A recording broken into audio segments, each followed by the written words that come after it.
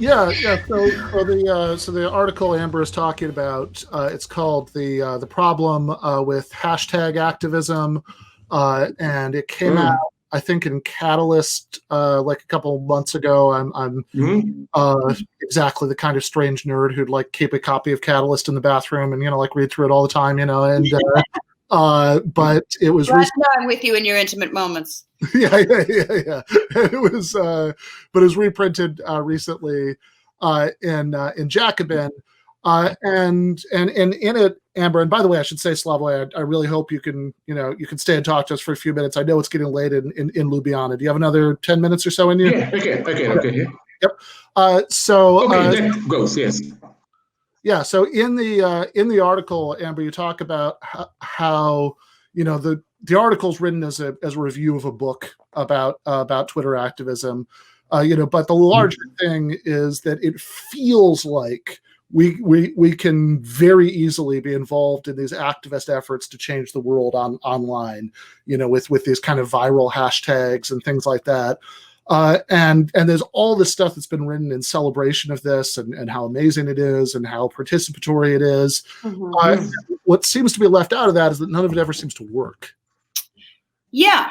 And even the authors themselves, the examples they use, I mean, the Greek referendum vote, Occupy Wall Street, the Arab Spring, nothing worked. It doesn't work, but they're so, they're so pleased to see activity. And the idea that this might be a lot of sound and fury signifying nothing is irrelevant to them. Now, I wondered if for a while that they thought that they had succeeded at these things, or they considered them, or they considered them, I couldn't figure out why, when they would say, well, what about Occupy? Didn't Twitter do Occupy? And it's like, well, first of all, no, it didn't. I think the financial collapse of 2008 did Occupy. Yeah. Twitter was a tool used in that. But also, Occupy was not successful. And then I realized, basically, I think in this kind of academic / activist world, which is, since the cultural turn and the decline of the trade union movement, at least in America, has supplanted working class politics, their definition of what constitutes success does not resemble mine at all. And I remember this specifically being at Occupy in Zuccotti Park. Someone was saying, well, I want to make sure we get results from this. And this is when we were arguing about whether or not to have demands, and I wanted to have demands. I wanted to have demands, as I often do. And someone says, but what we're doing right here, right now, is doing something. And somebody raised their hand and they're like, look, I just want healthcare. And that is how most people experience politics. It's supposed to be a means to an end. I don't need a community. I'm not an isolated middle class cul-de-sac born, PMC track person. I already have friends. I get involved in politics and activists because I want people to have fucking healthcare. So I think ultimately the problem with sort of like hashtag activism or online activism isn't so much the use of the tools, but it's the fact that there are no politics undergirding them and there are no institutions that are steering these things. I think the fact that it's very diffuse, that it's very, they emphasize all of this stuff. It's the kind of post-Marxist spontaneity and the crowd and, the strike is dead, long live the riot, all of that silly bullshit. But it's represented very much by, and facilitated very much by the way social media functions, and what it is capable of doing with activism is generating more activism, not generating power or building institutions or certainly not, affecting change in the world. I cannot agree more with you, because some people dismiss me as, I don't know, secret right-winger when I repeat that I'm sick and tired of this, 1 million people gathered on Syntagma Square, or I don't know where. We were all in solidarity, tears, unique moment. I'm saying, okay, but the morning after, I'm very naive here. I think the real result of a radical movement is how ordinary people will feel the change, if any, afterwards. And this is why, for example, what really depressed me is, did you see it? I don't know where, in one of the big media, Guardian or CNN, I read a report on Tunisia. The hero of 10 years ago, the Arab Spring, was a guy there, a fruit seller who self-immolated.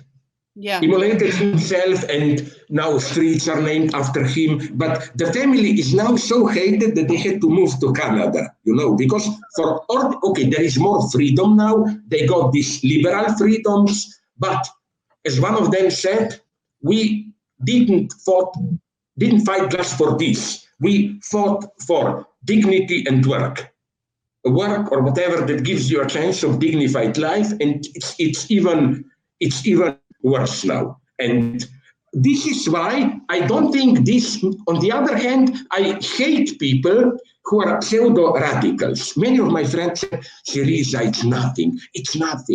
Mm-hmm. I tell them, okay, what then when you do? Wait for a big authentic revolution. This is totally for me. I always like to and I think the situation is so totally hopeless. What do you think, for example, about Bolivia? I knew the vice president, I supported now Lucio Arce. They showed something. They won, they were re-elected because, as Lucio Arce said very nicely, look, we are not giving you empty words. 10 years, for 10, 12 years when I was finance minister, you never did so well. That's why I think there had to be coup d'etat in Bolivia. It wasn't another Venezuela or what.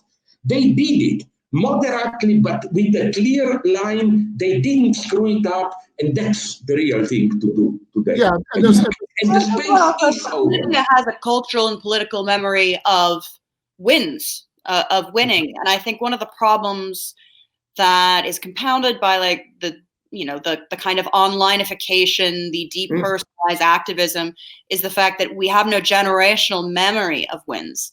And the wins that we are taught about are mistaught. So then, as you said, sorry. Yeah, I would say maybe the civil rights movement was one of the last, truly successful coordinated moments we had. Now, right now, that's taught, even in sort of like the liberal theology, if you will, is all of these people got together and they held hands and they marched on Washington. It never mentioned the degree of trade union influence and of labor coordination that went behind this, so that they actually had the muscle. That's important, Amber, what you said, because people forget that when he was shot, Martin Luther King in that city, he was on a tour to support a combined black and white workers' strike. In the last years, he got much more radicalized. Literally, if you actually look at pictures of the March on Washington for Jobs and Freedom, and it's bad enough. It's bad enough that we literally have erased the memory of the jobs and part of that. And look am I going too far now? Am I going too far now, or would the two of you agree at least a little bit with me? I've written about it. I fully support LGBT plus and so on and so on. But it looked to me a little bit ridiculous in the summer when Trump was gaining, in the summer of 2016, or when Trump was gaining strength for the campaign. You remember, before Trump occupied the space, the big topic on front page of the media was how to solve that toilets problem, so that it will not be binary. Should there be asexual toilets? Should that be? It was madness. There was a revolution forming, right wing, the wrong one, and you had these high theological almost debates about 3 toilets, all toilets, no toilets, or whatever. I mean, I'm fully for LGBT and for theoretical reasons, I just don't like when it totally obfuscates this Yeah, I message. don't want to spend the entirety of the political discourse arguing about where we have to shit. Right. That's a waste of my time. I mean, also, to me, just being a purely pragmatic person, I'm like, you know what? Make every bathroom a stall. Everyone enjoys the problem solved. Remove the conflict. Who cares? Don't turn it into a battle. Just everyone benefits from a private bathroom anyway. Who gives a shit? But I think it had more to do with demonstrating what side you were on, what your political identity was. Yeah.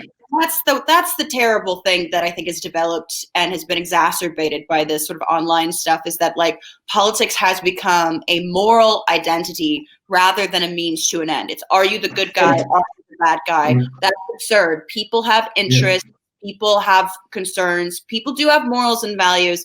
But the whole point of politics is to wield them in such a way that you shape a world that looks the way you want it to look, that functions the way you want it to function.